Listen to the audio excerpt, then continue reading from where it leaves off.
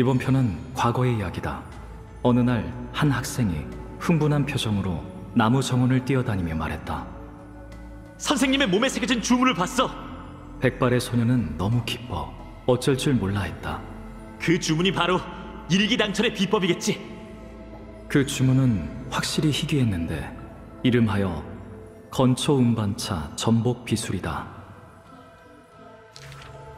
그 당시 학자는 아직 평범한 인간의 몸이었고 죽음에서 생명을 빼앗아 신의 손을 빌려 새로운 몸을 만들지 않았다.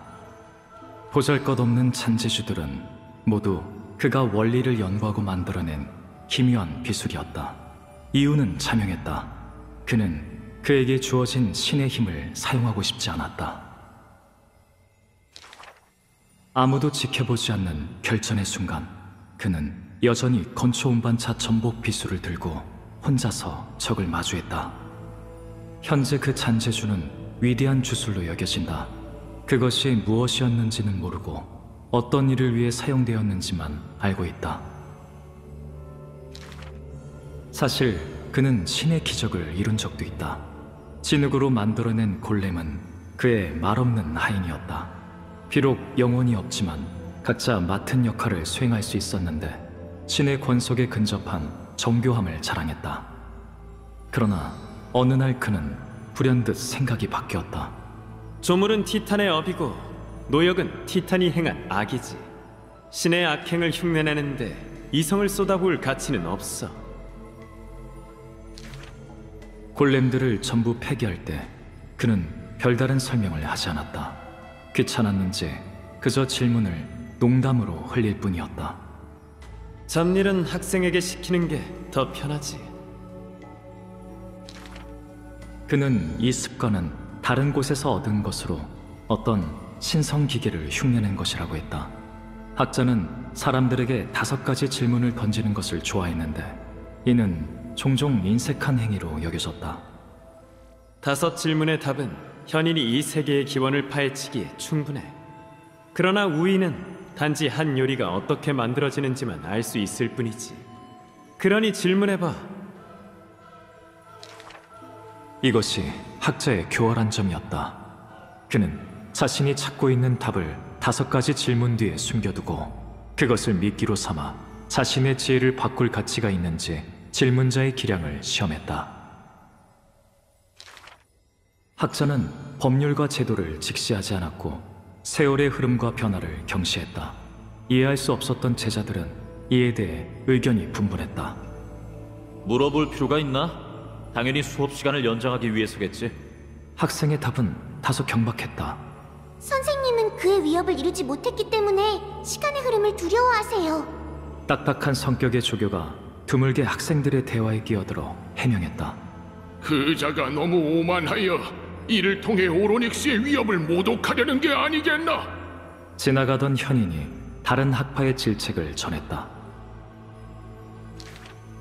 정원 밖에서 나뭇가지를 통해 들려오는 이야기를 학자가 마음속으로 점수를 평가했으나 정답을 아는 이는 없었다.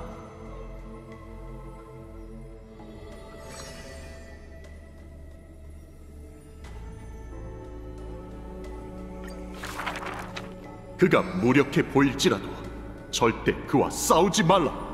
이방의 용맹한 검객이 나무 정원에 침입했을 때 그는 2 눈과 교편 하나로 상대의 기세를 꺾고 고졸한 검수를 파괴했다. 그분은 냉정하고 인간미가 없어 보이지만 타인의 마음을 매우 잘 헤아리세요.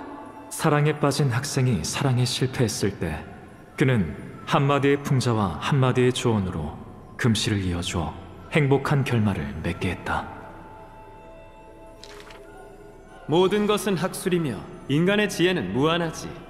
무예든 인간관계든 모두 그 이치를 궁구할 수 있다.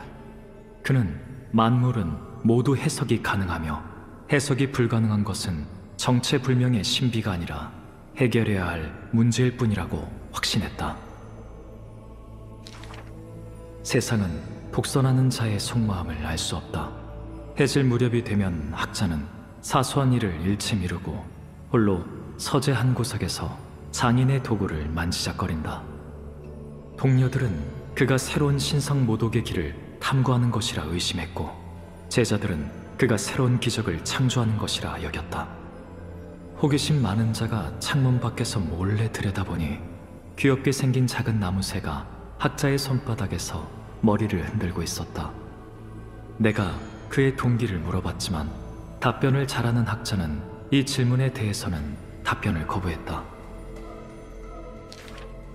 그의 손을 거친 창조물은 용도가 완전히 변하여 사람을 놀라게 했다. 사람들은 그가 모자를 벗어 그것을 다리 삼아 무리를 걷고, 또한 그가 불을 붙였을 때 오히려 얼음 같은 냉기를 뿜어내는 것을 보았다. 그 나무새도 한때는 장난감이었지만 이제는 그의 전령이 되었다. 사실 여전히 장난감일지도 모른다. 이것은 그의 마술이자 그의 가르침 중 하나였다. 만물은 탄생할 때부터 그 용도가 정해져 있지 않다. 선견 지명이 있는 자는 멀리 내다봐야 했다. 그의 가르침은 예언처럼 들렸지만 그는 예언을 적대했다. 그것은 그가 돌아보고 싶지 않은 과거였다. 사제가 말하는 미래가 운명이 아님을 증명하기 위해 그는 예언을 찾아 세상을 떠돌았다. 그는 수없이 많은 계략을 짜내어 예언 속의 죽은 자를 되살리고, 예언 속의 영웅에게 망신을 주고, 예언 속의 악인을 회개시키려고 했다. 운명은 그의 계략을 예측할 수 없겠지만 그것을 짓밟을 수는 있다. 결국 모든 시도는 헛수고로 끝났지만 그는 여전히 포기하지 않았다.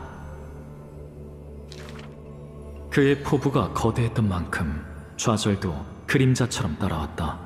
드물게 찾아오는 절망감 속에서 학자는 한 가지를 배웠다. 시리에 웃음으로 응답하는 것. 그것은 낙관에서 비롯된 것이 아니며 마음이 무뎌져서도 아니었다. 이 불행에 감사한다. 그의 웃음소리는 분명 자조적이었지만 또 다른 감정도 담겨 있었다. 만약 이 길이 험난하지 않다면 후세가 어찌 내 이름을 기릴 수 있지? 야망이었다.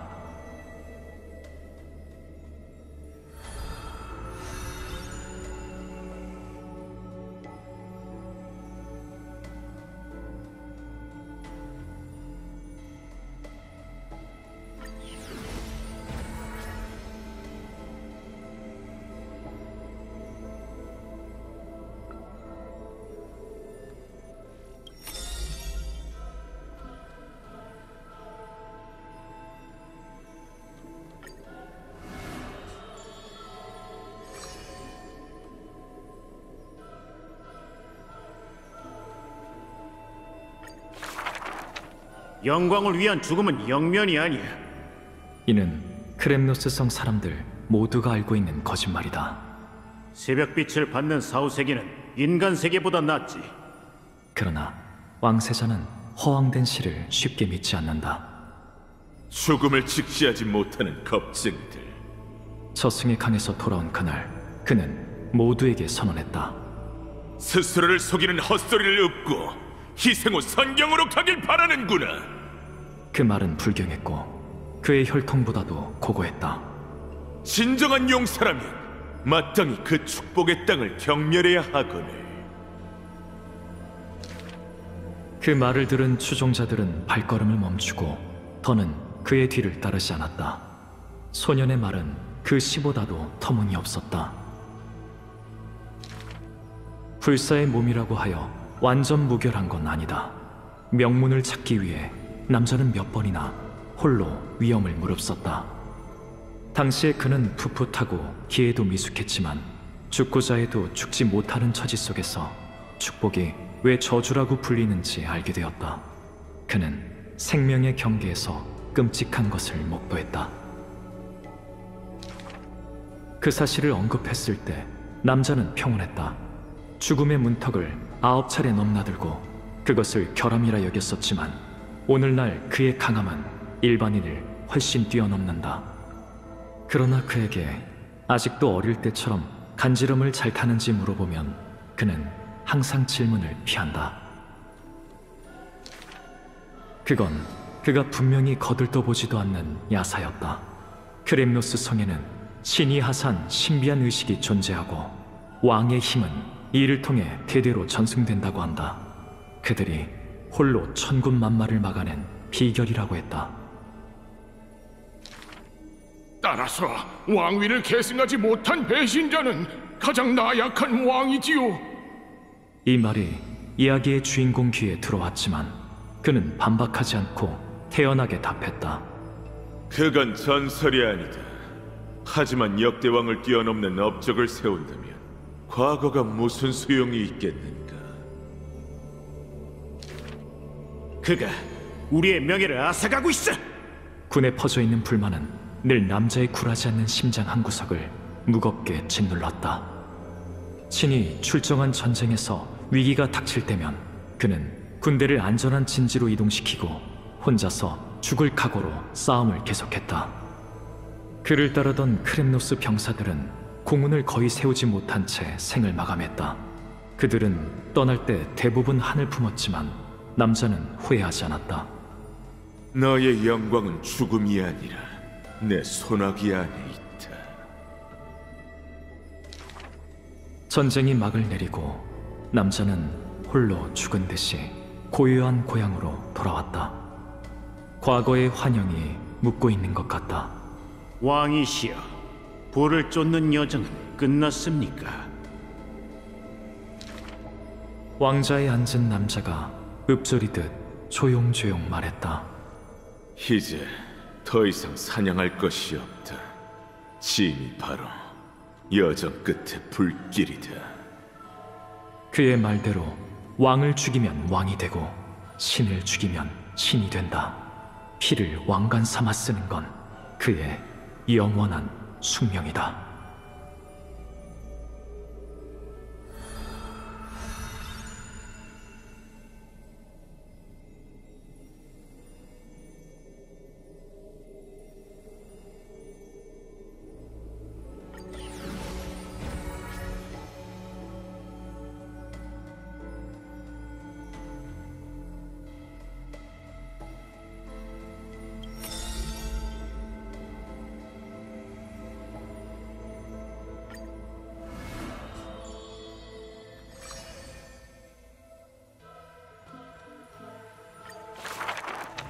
살랑이는 산들바람이 숲을 쓰다듬었다.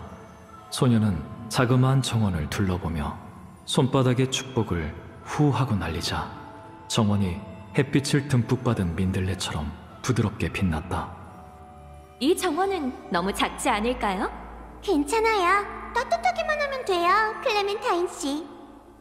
소녀는 정원을 깨끗이 청소했다. 거룩한 도시 밖 영원한 밤의 땅에도 이제 사람들의 마음을 치유하는 한 줄기 빛이 생겼다. 소녀의 의술은 매우 고명했다.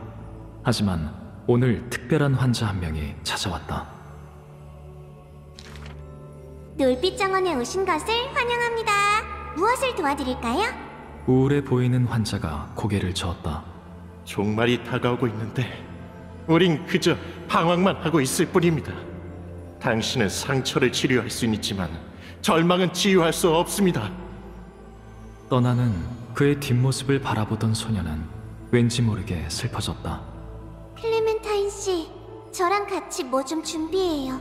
전 이곳이 더 밝아졌으면 좋겠어요.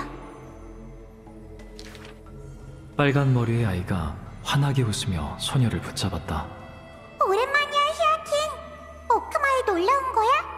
아니면 우리 도움이 필요해? 소녀는 용건을 말했다. 빛이 나는 물건이 필요해요. 배품이어도 괜찮답니다. 7 빛깔의 종이봉투, 투명한 유리, 염색된 솜, 딸랑거리는 작은 종. 소녀는 그것들을 가지고 돌아와 정원을 정성스레 장식했다. 가끔 반딧불이가 실수로 정원에 들어오면 소녀는 오히려 기뻐했다. 반딧불이들아, 빛을 가져다줘서 고마워. 다시 이곳을 찾은 환자는 눈이 휘둥그레졌다. 옥상에는 다채로운 꿈들이 있었고 잔디밭에는 햇살의 달콤함이 있었으며 바람이 불어와도 그저 풍경과 오카리나 소리만이 울려 퍼질 뿐 추위가 전혀 느껴지지 않았다. 온통 빛으로 가득해. 정말 따뜻한 곳이야. 얼마 지나지 않아 정원의 존재가 널리 알려지고 마음이 텅 빈 사람들이 소문을 듣고 정원에 찾아왔다. 소녀는 디저트와 다가를 준비해 모든 방문객의 슬픔과 원한에 귀를 기울였다. 사람들은 한때 하늘의 태양이라고 불리는 별이 있었다고 했다. 하지만 지금은 더 이상 볼 수 없다. 사람들은 아킬라가 빛을 가져갔지만 밝은 마음을 남겼다고 했다. 이 행복한 꿈을 비추기 위해. 제나는 에도의 달의 폭설처럼 온기와 여명을 덮어버렸다. 무질서한 파도가 이성의 나무 정원을 휩쓸었고 작은 치유의 비밀 공간도 무정하게 짓밟혀 깨진 거울처럼 산산조각 났다. 멀리 타향에 있던 소녀는 비보를 접했다. 바람은 찰나의 몽롱함을 가져왔고 한순간 흘러내린 눈물도 함께 닦아주었다. 소녀는 언제나처럼 미소를 지었다. 얼마 지나지 않아 오쿠마인들은 또다시 여기저기서 잡동사니를 수집하는 소녀의 모습을 보았다. 그녀는 정토를 재건하고 싶어 했다. 그녀는 알지 못했다. 자신이 있는 곳이 바로 빛으로 가득 찬 정원이라는 것을.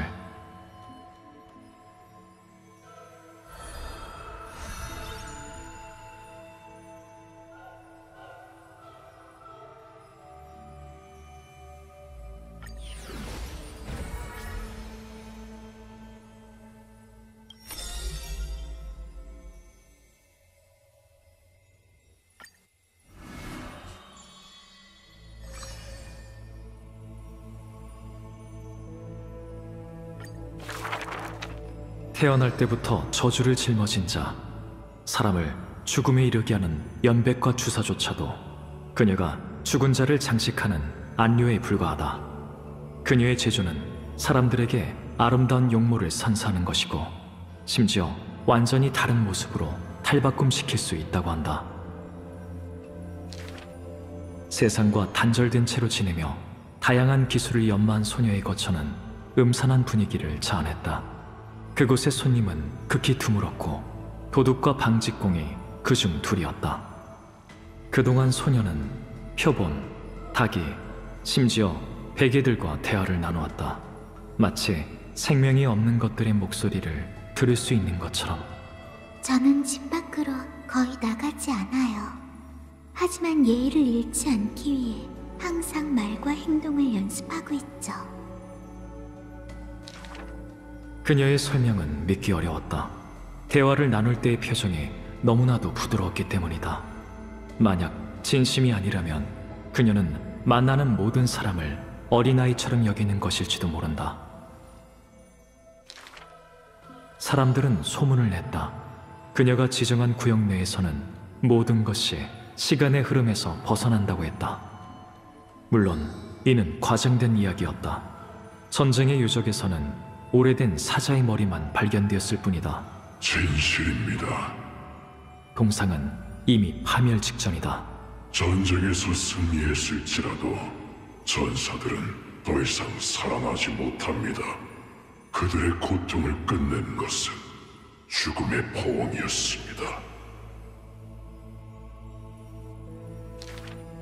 죽음이 시간에서 벗어나는 방식도 똑같다. 그녀는 모든 임종의 포옹을 전부 불멸의 가슴속에 간직했다. 그녀가 만든 수많은 작품 중 나비와 꽃은 특별했다. 그것을 불태우면 마치 작가의 속삭임이 들리는 것 같았다. 죽음의 정막 속에서 그녀의 목소리만 선명했다. 그것은 소녀가 몹시 소중히 여기는 선물이었고 소수의 사람만이 그 영광을 누릴 수 있었다. 그리고 그 선물을 불태운 사람은 단 한 명뿐이었다. 그녀의 이유는 다소 억지스러웠다. 난 베일에 가려진 운명들을 전부 밝히고 싶어. 시간은 무한한 힘을 가지고 있지만 여전히 정복할 수 없는 것이 하나 있다. 사람들의 눈에 죽음은 두렵게만 보여요. 신분을 제외하면 전 사람들에게 칭송받을 만한 일이 하나도 없죠. 사람들의 존경을 받는 금시를 짜는 자는 소녀의 슬픔을 듣고 그녀에게 방직을 가르치려 했다. 소문에 따르면 그녀는 과거에 작품을 거룩한 도시에 남겼다고 한다. 이에 방직공이 말했다. 됐어. 모든 것을 완벽히 해낼 수 있는 사람은 없으니까. 살아있는 사람에게 그녀의 작품은 시기상조야.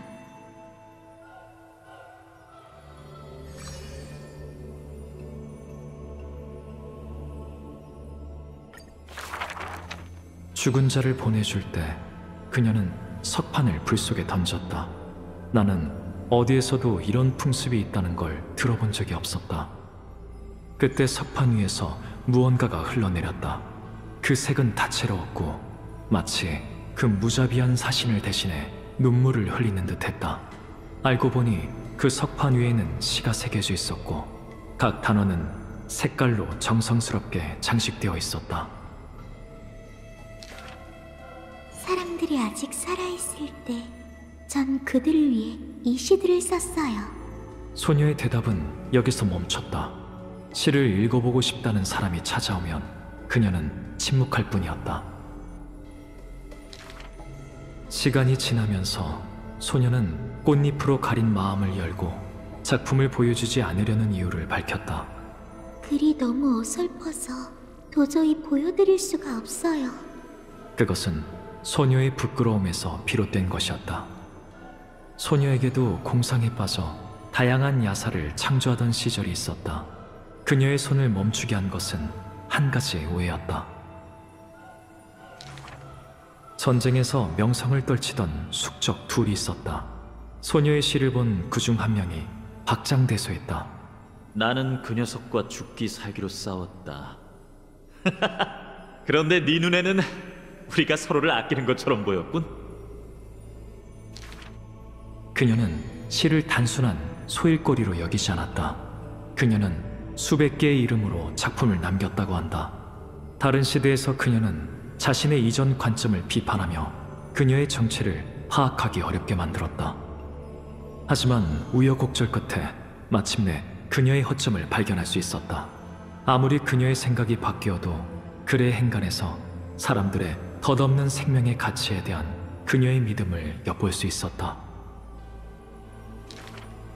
가슴을 아리게 하고 마음을 사로잡는다. 그녀는 죽음의 손길이자 시와 사랑의 유령이다. 시가 불만을 불러일으킬 때도 있었다. 그녀가 쓴 시는 전부 결말이 없었고 죽음의 시녀는 이야기를 이어나갈 의향이 없었다. 도저히 쓸 수가 없었어요. 소녀는 이렇게 변명했다. 제 사명은 살아있는 자들을 결말로 인도하는 거예요. 죽은 자들을 위한 시의 결말은 도무지 떠오르지 않는 걸 어떡해요. 그녀는 솔직하지 않다. 죽음에 익숙한 사람이라고 해도 이별에 능숙한 것은 아니다. 그래서 나는 그녀에게 제안했다. 그녀를 위한 이 이야기에 그녀 자신의 결말 한 줄을 남겨달라고. 그녀가 가져온 것은 죽음만이 아니에요. 처음 만났을 때 그녀는 이렇게 대답했다. 그리고 마지막으로 만났을 때 그녀는 다시 한번 이 마지막 문장을 숙고했다. 죽음 외에도 그녀는 기억될 만한 다른 것을 가지고 있어요. 이것이 그녀의 마지막 여정이었다.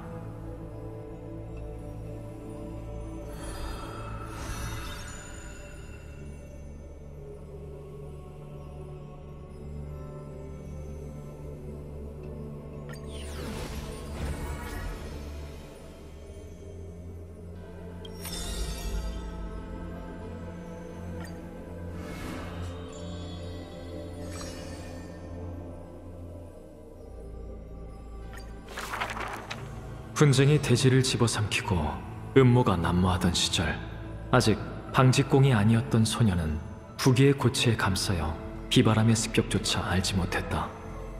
그녀는 낭만이 가득한 대저택에서 청춘을 보냈고 주변에는 진귀한 것들로 가득했으며 심지어 시녀들마저 아름다워 귀족들의 아첨과 지역 유지들의 찬미가 늘 그녀를 따라다녔다.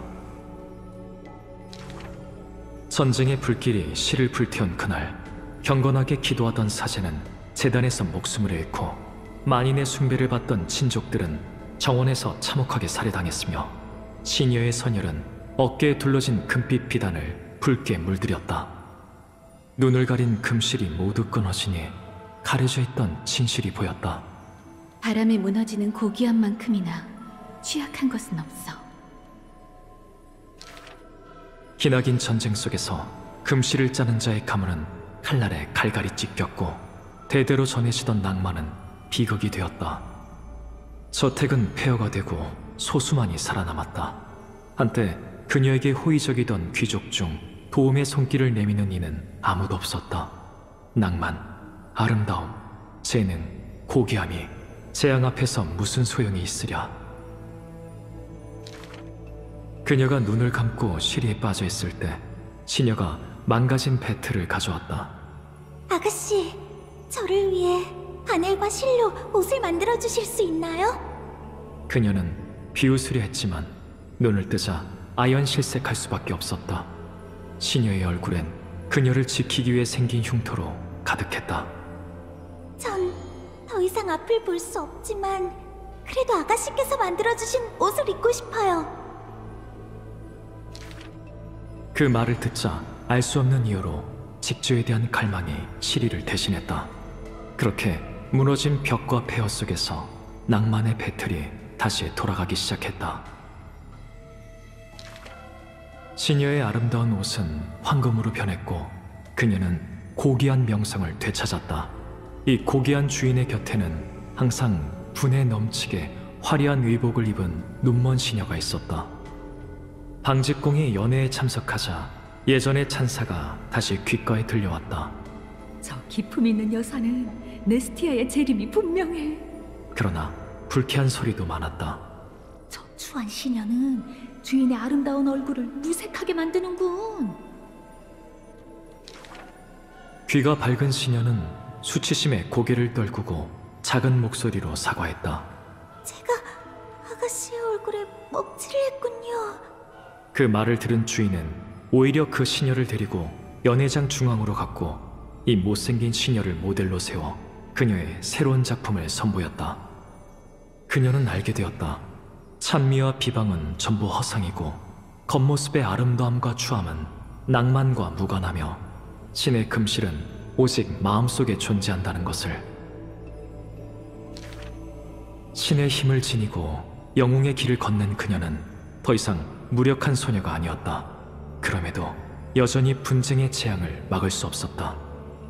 추한 시녀가 다시 한번 그녀를 위해 칼날을 막았고 선열이 다시 그녀의 옷을 붉게 물들였다. 시녀의 얼굴을 본 것은 그게 마지막이었다. 상복을 꿰맬 때 그녀는 떨리는 손을 진정시키지 못해 몇 번이나 날카로운 바늘에 찔렸다. 그리고 순백의 천에서 눈물 같은 피가 흘러나왔다. 장례식 때 이곳에 무수한 무덤과 화려한 옷을 걸치고 웃고 떠드는 귀족은 그녀를 더욱 슬프게 했다. 신의 불씨를 쫓아서 찾아온 숙명일까? 그녀는 신상 앞에 무릎을 꿇고 낭만의 네스티아에게 기도했다. 제발 이 전쟁으로 피투성이가 된 의상들을 봐달라고. 어째서 아름다워 보이는 것이 실제로는 추악하고 그 추악한 것 속에 아무도 보지 못하는 고귀함이 숨겨져 있는 것입니까? 어째서 앞이 보이지 않는 자는 빛을 볼 수 있는데 빛을 보는 자는 도리어 빛을 볼 수 없는 것입니까? 쇠락한 신은 침묵할 뿐이다. 만약 당신의 눈이 어둡다면 전체 운명으로 그녀는 뜨거운 불씨를 움켜쥐었다. 모든 것을 꿰뚫어 볼 수 있는 눈과 맞바꾸겠습니다. 따뜻한 액체가 만물을 바라보는 그녀의 두 눈에서 흘러내렸다. 그 순간 그녀는 자신이 아름다움의 실체를 보았다고 확신했다.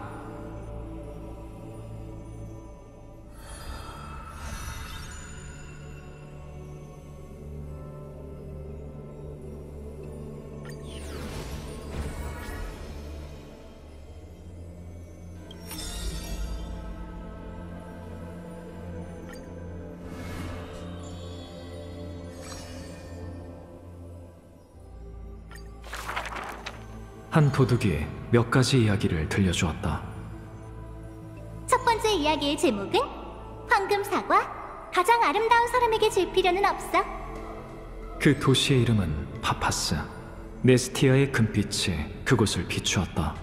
도시 중앙에는 황금 사과 나무가 심어져 있었고 오직 가장 아름다운 사람만이 황금 사과를 딸 수 있었다. 미인 선발 대회가 예정대로 개최되었다. 미녀들이 늘씬한 팔을 쭉 뻗으며 머리 위 사과를 따려고 애썼다. 하지만 사과의 손끝이 닿으려 할 때마다 한 줄기 바람이 불어와 사과를 흔적도 없이 사라지게 했다. 흥미를 잃은 구경꾼들은 모두 자리를 떴고 오직 한 명의 아주 못생긴 소녀만이 남았다. 깜짝 놀란 채 서 있는 그녀의 품속에는 황금 사과가 가득했다. 두 번째 이야기의 제목은 궤변. 자기 자신까지 속이진 마. 그 도시의 이름은 이딜리아. 세르세스의 뿌리가 땅속 깊이 뻗어 있다. 언변에 능한 학자는 손에 거북이를 들고 상식에서 벗어난 이론을 늘어놓았다. 아무리 뛰어난 운동선수라도 이 거북이를 따라잡을 수 없네. 이 주장을 반박할 수 있는 사람은 없었고 그는 원하던 대로 우승을 차지했다. 그런데 학자가 떠나려고 할 때 한 줄기 바람이 불어와 거북이를 그의 앞에 떨궜다. 역설은 뜻밖에도 진실이 되었다. 학자는 거북이를 쫓아 밤낮으로 뛰어다녔다. 세 번째 이야기를 들려줄게. 제목은 속임수 대결. 누가 속임수 대왕인지 겨뤄보자. 그 도시의 이름은 도로스. 자그레우스도 이곳에서 속은 적이 있다고 전해진다. 국왕은 완벽한 거짓말을 위한 상금을 걸고 티탄을 속였던 위협을 다시 세우려고 했다. 제 생각에 이 세상은 조롱박이에요. 사실 우린 전부 유령이에요. 사기꾼들이 차례로 도전했지만 왕의 마음을 사로잡은 이는 없었다. 한 줄기 바람이 불고 한 소녀가 공고를 떼어내 왕을 아련하러 왔다. 잠시 후 그녀는 상금을 손에 들고 밖으로 나왔다. 주변 사람은 궁금해했다. 그녀는 어떤 속임수를 쓴 것일까? 자그레우스는 거짓말 말해. 그리고 내가 바로 그 자그레우스야. 네 번째 이야기의 제목은 돈이 좋아. 그럼 대가를 치러야지. 그 도시의 이름은 미테미스. 불어오는 바닷바람이 사람들의 기분을 좋게 해준다. 막대한 재산을 보유한 구두쇠가 티탄에게 소원을 빌었다. 무엇이든 황금으로 바꿀 수 있는 능력을 갖게 해주세요. 한 줄기 바람이 불더니 손에 있던 돌이 번쩍이는 금으로 변했다. 그러나 그 기쁨은 하루도 채가지 않았다. 한 번의 포옹으로 자신의 부인이 금화로 변해 땅으로 흩어졌기 때문이었다. 그는 파구사를 향해 그 축복을 회수해달라며 울부짖었지만 나타난 것은 후드를 쓴 소녀였다. 소녀는 웃음을 터뜨리며 그의 손을 잡았다. 돌아가서 금고를 봐봐. 아마 금화가 조금 적어졌을 테지만 네 부인이 그 안에 있을 거야. 사이퍼라, 또 긴 여정을 떠났었구나. 와, 재밌는 얘기 듣고 싶어. 후드 소녀는 목욕탕에서 다리를 꼬고 손가락으로 2개의 동전을 이리저리 튕기며 말했다. 간단하게 말하면 내가 4개의 도시를 갔다 왔는데 마음껏 속이고 얻은 것도 엄청 많아. 소녀는 말을 멈추고 창밖을 바라보았다. 티탄의 어깨 위 찬란한 빛이 그녀의 오른뺨을 비추었다. 여명은 멈추지 않고 도둑은 이국 땅을 회부하지. 내가 지금 거짓말하고 있지 않는 걸 네가 어떻게 알겠어?